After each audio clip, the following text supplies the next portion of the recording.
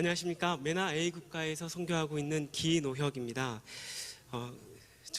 제가 섬기고 있는 중동 A국가는 국민의 99%가 공식적으로 이슬람을 믿고 있는 이슬람으로 등록되어 있는 나라입니다. 지금 라마단 기간인데요. 이 라마단 기간 동안 혹시 해가 떠 있는 기간 동안 밥을 먹다가 정부에 발각되면 지금 보이시는 것처럼 이렇게 매를 맞는 나라입니다. 만약 술을 마시다가 정부에 발각되면 역시 이렇게 태형을 맞는 나라입니다. 이런 나라에서 여러분, 기독교로 개종한다는 건 어떤 일일까요? 여기 이슬람법에 이런 법이 있습니다. 이슬람에서 개종한 사람은 누구나 배교자입니다. 배교자는 죽음으로 처벌을 받아야 합니다. 라고요.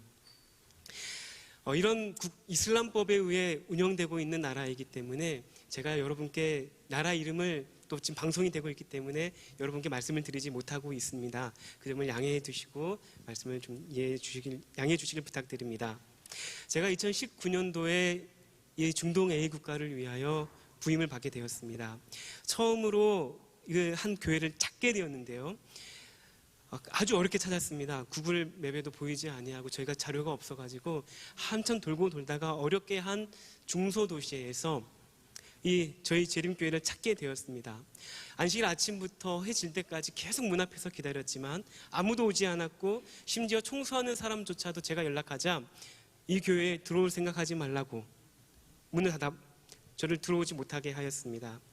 또 한 수도에 있는 저희 A국가에서 가장 큰 십자가를 가지고 있는 저희 재림교회 건물입니다. 그런데 이것 역시 2019년도 정부의 주도하에 모든 것을 무너뜨리고 지금 그 중간 과정인데요. 지금은 쇼핑몰이 이 교회 대신 들어서 있습니다. 교회에 아무런 말도 안 하고 그런 상황입니다. 여러분의 기도가 필요한데요. 저희 한 성도 중에 한 분이 작년 12월 달에 성경을 가르치기 위해서 방문 가다가 경찰에 붙잡혔습니다. 지금 그래서 사형을 받을지 혹은 잘 얘기해서 혹시 좀 벌금과 몇 년형을 살고 풀려 나올 수 있을지 아직 재판이 진행 중입니다. 우리 알 자매를 위해서 여러분 기도 부탁드립니다. 또 저희 중동 A국의 상황을 조금 설명해 드리기 위해서 좀 다른 저희 설명을 좀 드리자면요. 여기 있는 한 형제는 지금 빨간 옷을 입고 있는 무릎을 꿇고 있는 형제는 난민입니다. 인근 국가에서 원래 본인 본국에서 중동 A국 출신이신데 본국에서 기독교인이 발각되어서 인근 나라로 도망을 가신 분이십니다. 그래서 난민이 되신 분이시고 그렇게 난민으로 있는데 이분의 아드님이 길을 가다가 경찰에게 붙잡혀서 경찰이 신분증을 보자는데 신분증이 없는 거예요. 안 갖고 나온 것입니다. 그날로 바로 이 친구를 수갑을 채워서 중동 A 국가로 돌려보내버렸습니다. 고향으로 돌아가자 동네에 신실한 무슬림 15명이 모여가지고 이 아들을 15번을 칼로 찌르고 기독교인이 돌아왔다라는 이유 하나만으로 15번 칼로 찌르고 베고 길거리에 버려놓고 간 겁니다. 이 친구가 기어서 길 지나가는 사람에게 제발 병원 좀 데려다 달라고 해서 간신히 목숨을 산 모습입니다. 네. 그리고 이 가정은 아직도 난민으로서 생활을 하고 있습니다. 그런데 한국연합회의 후원으로 예언의 신을 저희가 나눠줄 수 있었습니다. 그 후원으로 자신의 아들이 자기의 믿음 때문에 기독교 믿음 때문에 이렇게 15번 칼로 찌르고 찌름을 당하고 죽을 뻔하였지만 이 가정이 목숨을 걸고 아직도 말씀을 전하고 있습니다. 이 일이 있을 수 있도록 도와주신 한국연합회에 감사를 드립니다. 그리고 이 아들이 이번에 두 달 전에 다시 인근국가로 올 수 있게 되었습니다. 그리고 저에게 부탁하기를 목사님, 제가 신학과를 가고 싶습니다. 제가 예수님을 위해 살고 싶습니다라고 제게 말을 했습니다. 제가 섬기고 있는 중동 A 국가는 이렇게 기독교로 개종하였을 경우, 재림교회를 개종하였을 경우 목숨을 걸고 개종해야 되는 보안의 문제가 있기 때문에 저는 인근 국가에서 안전하게 있습니다. 하지만 제가 섬기고 있는 성도님들의 안전을 위해서 제가 말씀을 안 드리지 아니하고 얼굴을 이렇게 처리하였습니다. 나라에서 혹은 신실한 친척들이, 주변의 사람, 지인들이 기독교로 개종하였을 경우 그들을 박해하는 나라입니다. 제가 처음 부임하였을 때 2018년도 저희 중동 A 국가의 멤버십이 제적교인이 162명이었습니다. 지금 5년이 지났는데요. 6년째 되는 지금 주님의 은혜로 갑절의 교적을 우리 재림교인을 가질 수가 있게 되었습니다. 네. 그리고 제가 처음 왔을 때만 해도 저 혼자 목사였습니다. 네, 주님의 은혜로 또 여러 한국 성도님들과 한국 교회의 도움으로 여러 파트타임 성경교사들이 주님의 은혜로 열심히 사역을 하고 있고요. 작년에 또 많은 부흥이 있었습니다. 또 주님의 은혜로 역시 제가 갔을 때 1명이었던 신학생이 지금은 4명이 되어서 미래의 지도자로서 준비되고 양육되어지고 있습니다. 짧은 시간이지만 제가 조금 이렇게 말을 빨리 하면서 우리 성도님들의 삶 속에 살아계신 하나님을 잠깐 전해드리고자 합니다. 제가 이런 국가이기 때문에 중동 A 국가 내에서 이분들을 만나지 못하고 성경을 가르치지 못합니다. 그래서 임금 국가에서 이분들을 초대하여서 성경을 가르치고 침례를 주고 다시 제자화해서 내보내는 일을 하고 있는데요. 그때 했던 한 세미나에 오셨던 사람들의 모습입니다. 그 중에 한 가정이 오셨습니다. 젊은 가정이 오셨는데 아이가 6살, 8살 정도 됐던 가정입니다. 사진에 보이는 얼핏 흐릿하게 보이는 저 가정입니다. 세미나가 끝날 때쯤 이 가정이 제게 와서 부탁하기를, 목사님, 제가 일 안에 성경과 예언의 신을 가지고 가고 싶습니다. 하나님의 말씀을 가지고 일 안에 가고 싶습니다. 라고 제게 부탁을 했습니다. 제가 뭐라고 말해야 될까요? 목사가 환영할 일이잖아요. 그런데 제가 안 된다고 했습니다. 너무나 위험한 일이기 때문에요. 그런데 이분들이 마지막 날 저한테 아무 말 하지 않고 자기들 캐리어에 한 박스 20kg의 성경과 예언의 신을 넣어서 간 것입니다. 국경에 도착했습니다. 그날 군인들이 국경을 지나가는 사람 한 명 한 명 가방의 문을 다 열어보는 거예요. 뒤에 아이들이 있고, 이거를 발각되면, 이걸 열면 바로 붙잡혀 갔는데 이 부부가 기도했습니다. 하나님 도와주십시오. 도와주십시오. 한 명 한 명 지나가고 자신들의 차례가 오는데 갑자기 군인들이 그대들은 그냥 지나가라는 것입니다. 그래서 무사히 성경과 예언의 신 20kg를 가지고 중동 A 국가로 돌아갈 수 있었습니다. 우리 하나님 살아계십니다. 또 다른 간증을 말씀드립니다. 여기 이 그룹은 이제 한 큰 대도시에서 예전에 마약 중독, 알코올 중독자였던 분들이 저희 교인이 된 그룹입니다. 이분들이 한 분이 저희 교회를 접하게 되었고요.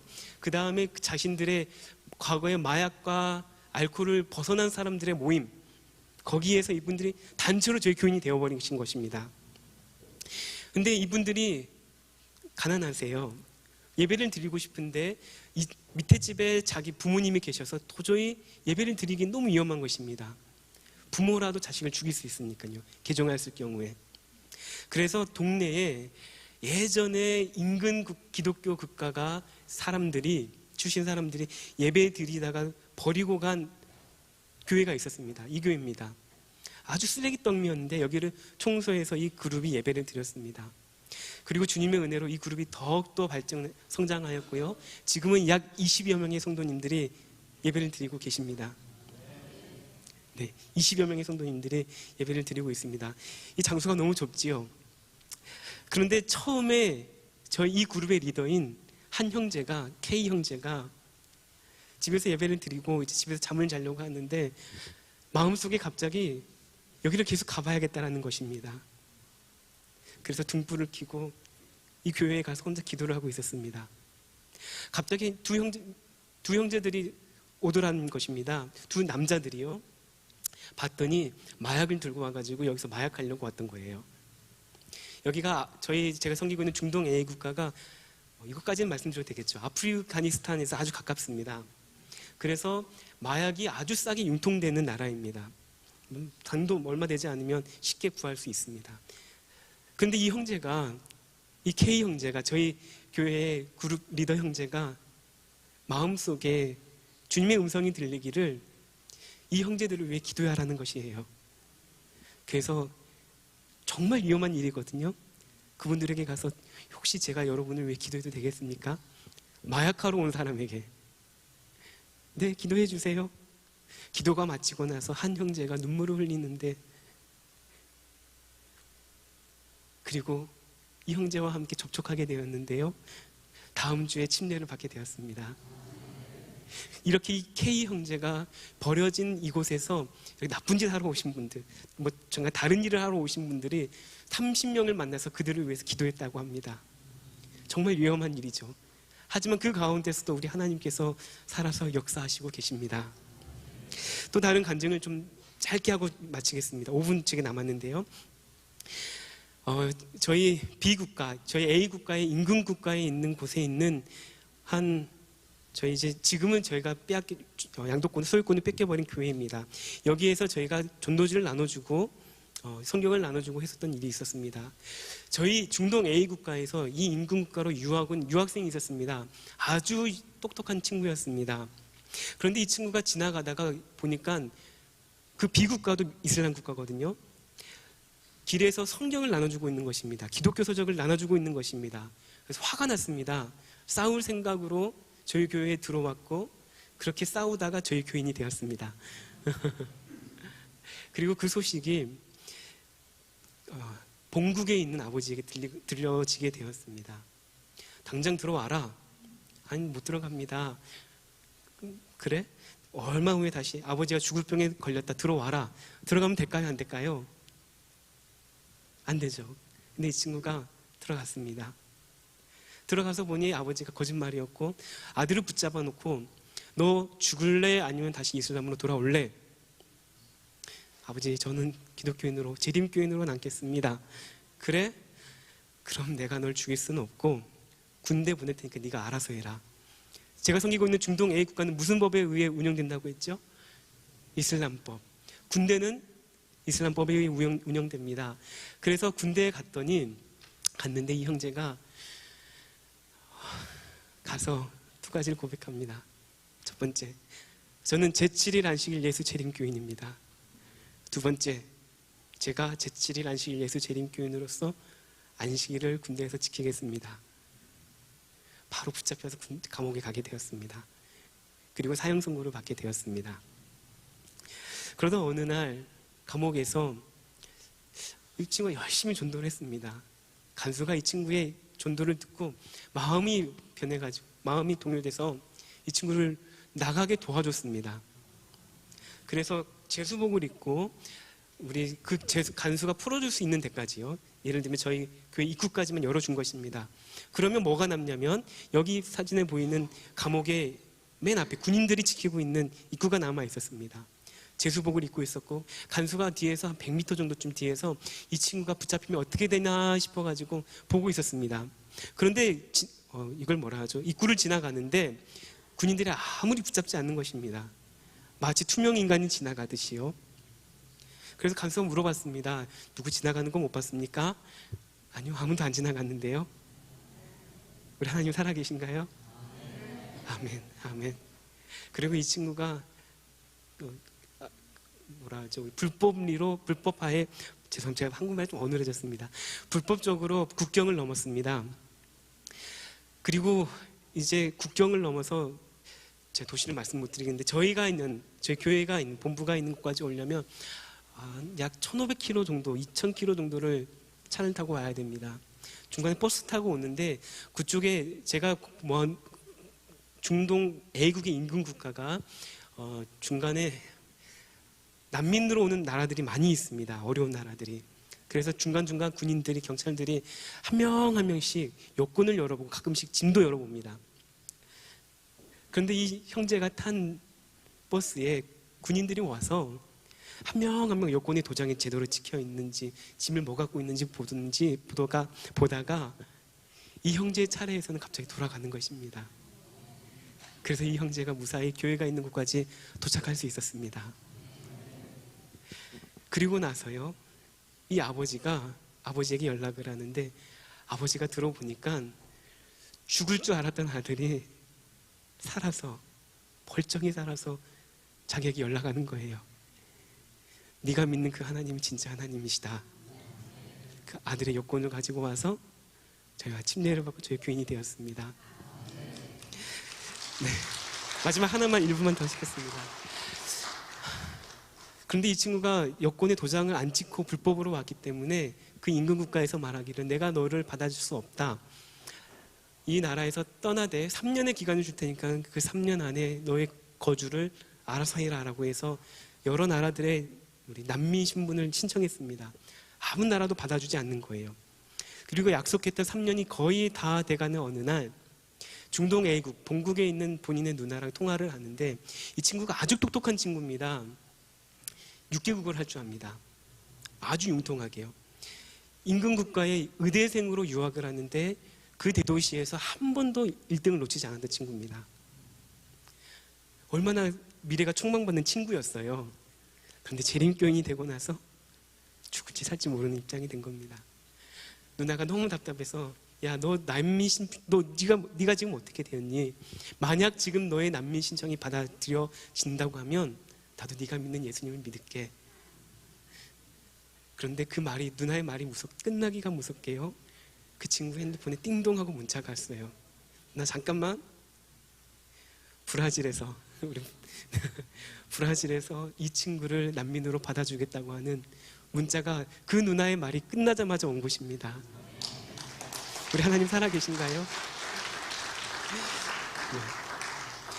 네, 제가 섬기고 있는 중동 A 국가는 이렇게 위험과 어려움이 저희 지하 성도님들에게 있는 곳입니다.